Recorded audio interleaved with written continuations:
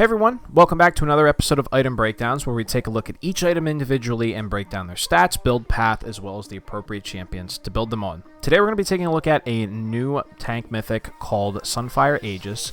Right now it's dominating the top lane as well as the jungle for tanks, and it deals an insane amount of DPS as well as allows you to soak a lot of damage and gives you a lot of ability haste on your abilities. So without any further ado, let's just jump right into it. So the first thing we're going to take a look at is the basic stats of this item. So right away we have 15 ability haste, which gives us about 13% cooldown reduction, 30 armor, 350 health, and 30 magic resist.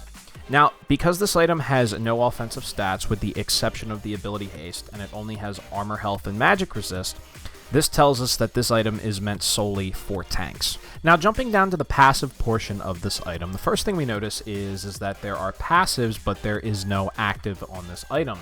So we don't have to worry about activating anything or hitting any skill shots that another item active might give us. So looking at the first part of the passive portion of this item, it reads as follows. Unique Immolate.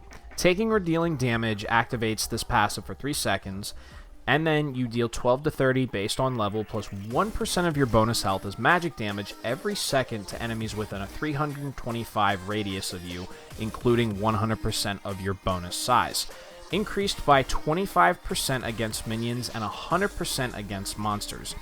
Damaging enemy champions or epic monsters with this effect adds a stack for 5 seconds, increasing subsequent Immolate damage by 10%, stacking up to 6 times for a 60% increase. And one thing to clarify with the increase in bonus size, as a tank typically you want to use Elixir of Iron as your elixir, which will increase your champion's model size, as well as champions like Cho'Gath who just grow naturally throughout a game. This will synergize with their growing, and it will make the AoE of the Sunfire Aegis bigger. And for the second portion of this passive, Unique Flame Touch. At maximum stacks, your basic attacks will explode around you, burning nearby enemies for your current Immolate damage for 3 seconds. So this would give you 2 instances of damage from one item. And as always, because this is a mythic item, this gives you 5 ability haste per legendary item. So with boots, your mythic, and 4 legendaries, by late game you're going to have 20 additional ability haste.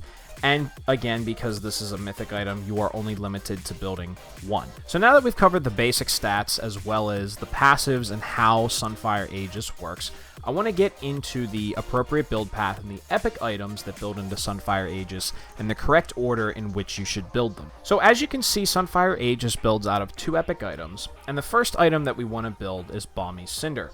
This item grants 300 health and has a mini version of the Immolate passive that Sunfire has, and it reads as follows.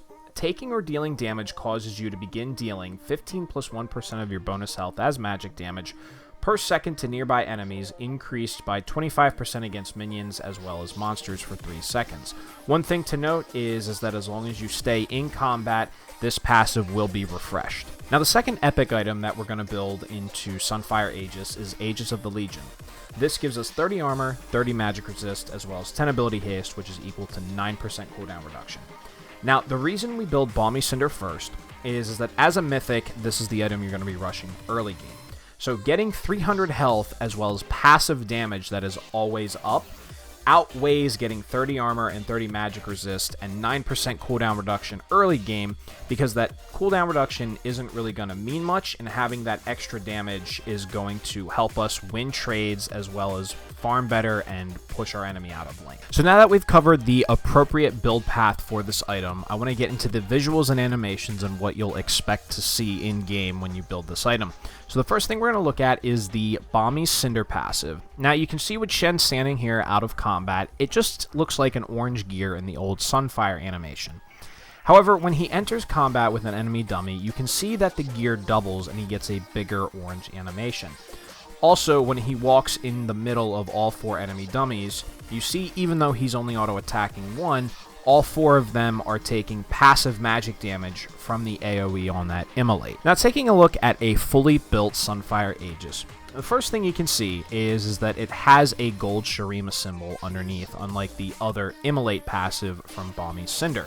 So when you're out of combat, it's just sitting there telling us it's ready for when we go into combat.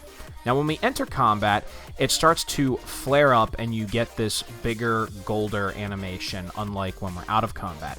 Now, taking a look at our item slot with Sunfire Aegis, you can see that there's a base number on Shen, and when he's out of combat, this is how much Sunfire starts doing. And as you can see, when he enters combat, it starts ramping up until it maxes out after 6 stacks, and continues dealing that increased stack of damage. And finally, when Shen reaches max stacks, you can see here that in the middle of combat, his auto attacks are exploding around him. And you can see with the animation on all 4 dummies, they're getting a pulsating fire animation around them. This is telling us that our Sunfire is fully stacked and they are taking the additional immolate damage that Sunfire Aegis is providing. Well guys, that's all I have for you today, with Sunfire Aegis being a brand new tank mythic that is currently dominating the meta in top and jungle. This is a great item to pick up if you're a tank that wants to deal passive damage as well as have great utility and the ability to soak more damage. Don't forget to hit me up on Twitter, and for some awesome video game photography, follow me on Instagram. And as always, guys, we will see each other again tomorrow. Have a wonderful day.